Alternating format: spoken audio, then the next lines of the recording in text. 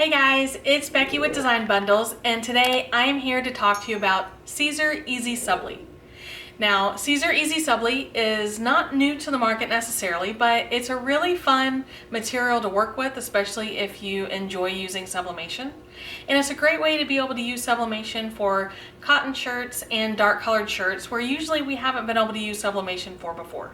Now, we are going to work with Siser EasySubli with our Epson printer, and we are also printing from Silhouette Studio. So if either of those apply to you, make sure you stay tuned and we will show you how it's done. Okay, so I found some clip art that I really like, and let me show you guys what I'm looking for. Now this one is marked as a sublimation design, which is really great, but what I want to do is make sure that it comes in as a PNG with a transparent background. Now I'm going to show you why, but first let's go ahead and finish the checkout process. I am going to go all the way through. I'm going to pay with my store credit, download, and then we will import it into Silhouette Studio. So I am going to go ahead and extract my design. You can't forget that step because otherwise you can't use the file that you're working with. Now in Silhouette Studio, we're going to go to File and Merge. Now I use File and Merge a lot, but I do want to say that you can actually, let's see, there's our file. You can actually drag and drop your clip art in, and you can also a lot of times copy and paste. So I'm going to make this just a little smaller, that way we can see it well on our mat, and we will zoom in so you guys can see what I'm doing. Now, anytime that you're setting something up as a print and cut, it's important to remember that Silhouette Studio does not recognize PNG as a cut file. Okay, now there is an update coming that it includes an auto trace feature once you get to Silhouette version 4.4, but there were also some bugs associated when I upgraded to that, so I'm going to wait to upgrade a little bit more, let them work some of those bugs out. So for the purposes of this video, we are going to go ahead and use it like we're used to without that upgrade so that we can buy ourselves a little bit more time. Moral of the story is that unless you want this to cut out as a square, we need to do some tracing. So I'm going to open my tracing panel and select my trace area. Now what I want to do is I want to decrease my scale. That's going to give me a smoother trace. And then I'm going to slowly increase the threshold until my entire design is filled in. There we go. Now I'm just going to choose trace. And I'm going to use a shortcut real quick. I'm going to use Control Left. And that's going to give me an exact duplicate of my clip art off to the left. But then when I come in here, what I actually want to do, and I just wanted you to see this clearly, that's why I moved the clip art, I want to do an offset. Okay. Now, if you wanted, you could actually have left it and cut it exactly around. But can you see all these little pieces down here in the font? Since we're doing this entire thing on EasySubli, I did not want to have to worry about that cutting correctly. So I'm going to give myself an offset, and we are actually going to do 0.07. Let's see what that looks like. There we go. And that will just kind of smooth that out a little bit. So I'm going to do that offset, and then I will group the offset together. And that way I can come in here to my original trace and delete it out. Now, we do have one little spot over here that traced. I'm not sure why. So I'm going to release the compound path and ungroup. And looks like I have one more right up here. We don't actually need to have to worry about those little guys. There we go. Now select everything again, right click and make your compound path. Now what I can do, because remember I did Control Left, now I can Control Right, and it puts my clip art right back exactly in the middle where it belongs. Okay, so that's a really useful trick to have. And just to show you more what I was talking about, can you see all of this detail on love? And so now my offset will cut around it, and I think overall we'll just be much happier with that.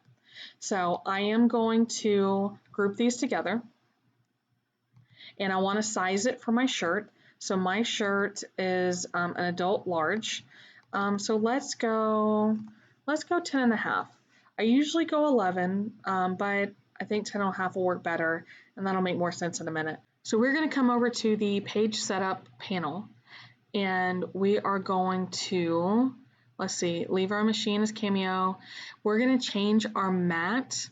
We don't really need it. We're just going to fool the Cameo for a minute. We're going to set it to 12 by 24, and we're going to change the material size to 12 by 19. We need the portrait orientation, and then we're going to change to 12 by 19. And we're going to turn on our registration marks, and I'm going to move this up as far as I can. And let's see, let's go back to the original page. I also want to turn on my print border and my cut border, because those are very important for print and cut. And now what we're going to do is decrease the page height. And this will make more sense, I promise. It's not going to affect the way that this prints, but I want to move my height up because I don't want to waste the rest of that EasySubli. So my EasySubli is actually 20 inches long, and if I move this up, I can actually get away with only using 8 3/4 inches of the length. Okay, so I promise it makes sense. So we are going to go to File and Print, or we can use the shortcut. And I'm going to select my Epson. I'm going to choose my preferences. Now, I want to make sure that my preferences are correct. So with the EasySubli, I feed it in through the rear paper feed slot. My document size is 13 by 19. I do have it set to portrait. My paper type, I've set it to premium presentation paper matte, quality standard. And then one thing I do urge you to do, especially printing on EasySubli because it's not cheap, is turn on your print preview. And that's checking this little box down here at the bottom. So I'm going to choose OK, and I'm going to go ahead and hit print, and I'm going to show you why. And here is my print preview. Now I can make it a little bit larger and zoom in a little bit and check on all of my registration marks. So as you can see, I have my registration mark here and my registration mark here. Now that's important, and the reason I say that is because we do have a 12-inch cut area. So had we left the registration mark and the paper size out here to 13, it would actually be too wide, or at least that's my experience. So I'm going to be very happy with this. I'm going to go ahead and hit print, and I will take my EasySubli over to my printer. Now, if you're in doubt or you're new to print and cut, then please go ahead and print this and do a test cut on sublimation or even regular paper. Okay, but it's easier to waste the sublimation paper than it is to waste a sheet of EasySubli. So just a piece of advice, because it does hurt my feelings every time I waste that EasySubli. Now, before I get too far and switch over to the other camera, I am going to go over to my send panel, make sure everything is set up correctly. So I want to select my clip art and choose no cut, because I do not want that to cut. If those are grouped together, you're going to ungroup them first and then select the clip art and change it to no cut. Now only the outline of my design is set to cut. I'm going to leave it on heat transfer smooth. I'm going to put my action to cut, and my tool, I am using a ratchet blade, but if you're using a auto blade, that's fine. Just make sure that you update your settings over here. We are going to cut on a blade of 3 and a force of 33. So I'm going to go over there and we will prep the vinyl and get ready to cut. Okay, so when I talk about prepping the vinyl, EasySubli needs to be dried and or slightly activated. And what that's going to do is it's going to dry the ink to make sure that it doesn't smear when you go to cut it. Now, if you have a real heat press, what you're going to do is set this inside your heat press after it's already preheated. So once it's at the temperature, which is 311, then you're going to leave it, just set it in your heat press and let that heat do its thing. Now I am doing this with an easy press just so that you guys get a really good view of everything that I do. So I am just hovering this over my print, and we should do this for about a minute. And you'll see a big difference because the ink is going to go ahead and start to activate. But that's also going to help during the registration process with the Silhouette Cameo, because the lines will be darker and easier for the optical lens on the machine to pick them up. Can you see how it's getting a little bit darker? You can hold it a little closer if you want. And like I said, this is drying the ink and then also pre-activating the ink as well.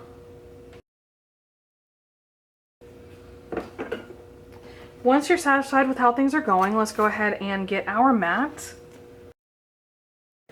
Now this is a pretty new mat, and the reason that I'm using it is because I don't want to take the chance that my EasySubli is going to slip while it's cutting. Very important to me. And when I'm securing it to the mat, I really try not to run my finger over the ink. I just feel like that's kind of inviting trouble. Okay, so just get it on there. Okay, now remember what I said. If you are in doubt about using print and cut, then definitely do this first on either a sheet of copy paper or sublimation paper, okay? So we're gonna line this up and load it. And then on my computer, I'm going to go ahead and choose send. But when I choose send, I am going to be very careful and I'm going to watch. So right under this area, that is your optical lens. And I'm gonna watch where it registers, because for me, the main problem that I have and that I see with print and cut is that it will register the box up here, but then it will come down and register too low and too far over. So if I see that happening, I immediately pause and I go ahead and pull my blade out. And the reason I do that is because just in case it doesn't pause in time, then there won't actually be a blade to cut through the material. So let's go ahead and do our first pass and see how it turns out.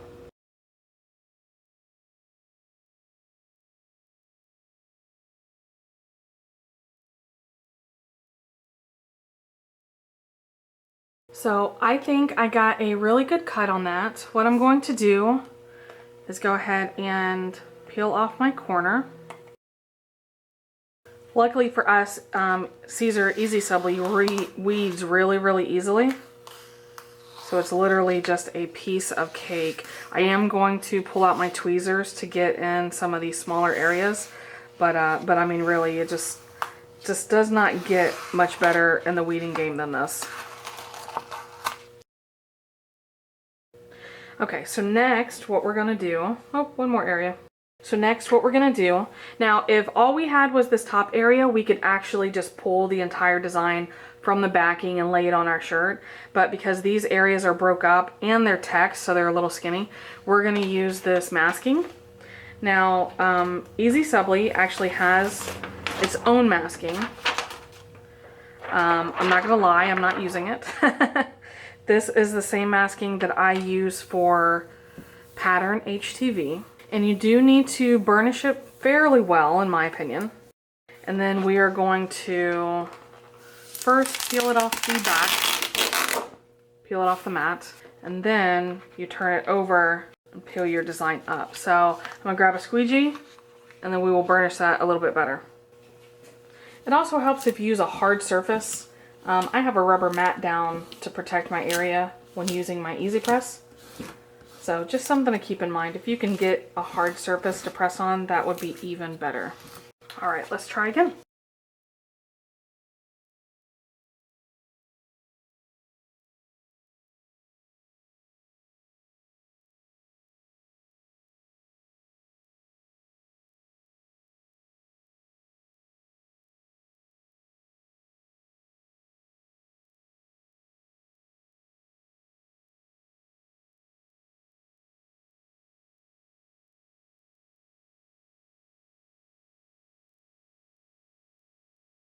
Okay, so that was a little bit of a struggle, but that was on me. I guess my EasySubli actually cut a little too deep, so my backing was coming apart too, but that's okay, we got it done. And there's my design, and it is attached to the masking. So now I'm gonna set this to the side, and let's grab my t-shirt. So this is the shirt that I have. It is a nice heathered burgundy color, and I think it's gonna be great for the fall. I'm going to fold it in half because that's what I do to go ahead and pre-press my shirt and also help me identify the middle. So smooth it out as much as you can. Grab your Easy Press and just leave it on there for about 5 to 7 seconds. So that gets the moisture out and gives me this nice line right down the middle. And now I can use that line to line up my designs. So we'll line it up right in the middle as close as we can. Make sure it's straight, or as straight as we can get it. All right, smooth it out one more time. Grab your butcher paper. So we always use butcher paper with sublimation. And we are gonna press this at 311 for 15 seconds. Ooh, do you see how much more vibrant those colors came? All right, so let's see. This is a hot peel. There we go. So I am very happy with that. Of course, I love fall shirts anyway. I mean, I love shirts for any season, but fall seems to really have a little special spot for me. I'm just gonna add a little bit more pressure. I always press my HTV again. It's really necessary. It's more of a precaution for me. And there we go. So I am really happy with that. And it really melts right into the shirt. So I'm in love with it. So this is gonna be your answer to sublimating on cotton and dark colored shirts. So, what do you think of my shirt? You know, like I said, I just really love fall shirts, and I don't know why. Maybe it's the colors, maybe it's the cool air. Of course, in Florida it's not cool yet, so maybe that's not a good excuse. But either way, I appreciate you guys watching. And of course, if you have any questions or comments, make sure you leave them below. I do come back and check in with you guys. And make sure you subscribe to the channel because we have a lot of great ideas for you right around the corner.